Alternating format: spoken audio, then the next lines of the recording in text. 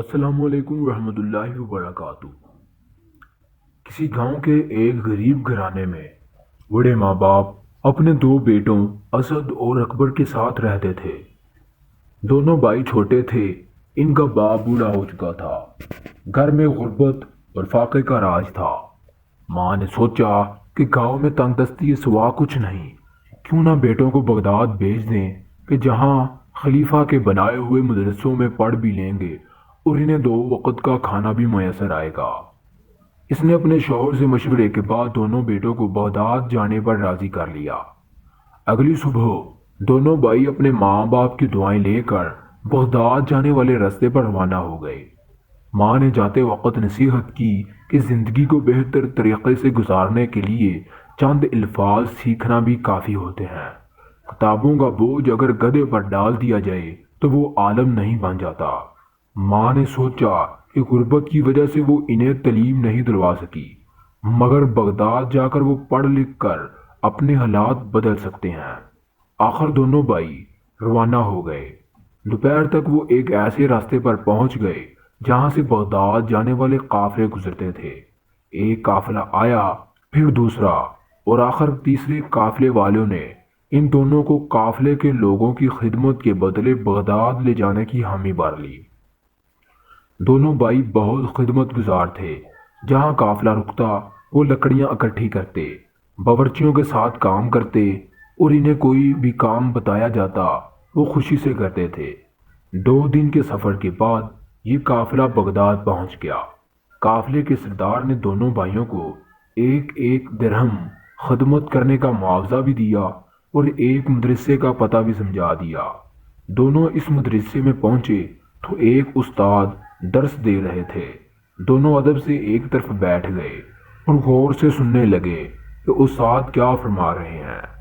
استاد اپنے شاگردوں کو حسن اخلاق کے متعلق سمجھا رہے تھے۔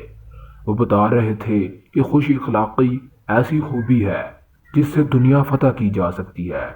انسان کا دل جیتنے کے لیے سب سے بڑا گر اسلام کرنا ہے۔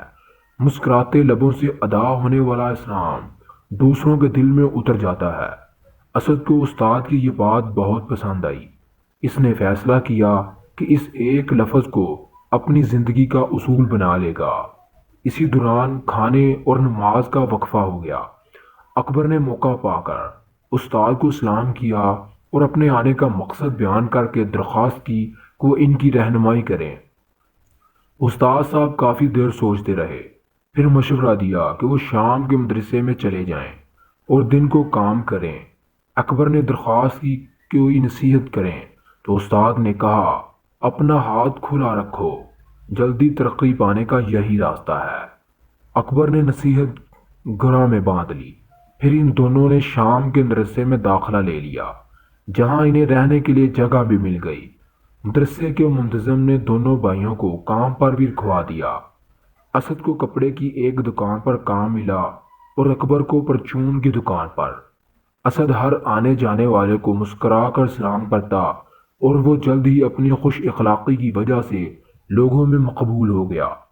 دوسری طرف اکبر ذرا مشکل میں تھا۔ وہ استاد کی نصیحت پر عمل کرتے ہوئے سودا صرف ذرا زیادہ تول دیتا تھا۔ گاہک تو اس پر خوش ہو جاتے تھے، مگر مالک کو یہ بات کھٹکنے لگی۔ مالک کا نوجوان بیٹا اکبر پر گہری نظر رکھتا تھا اور باپ سے اکثر اس کی شکایتیں کرتا تھا۔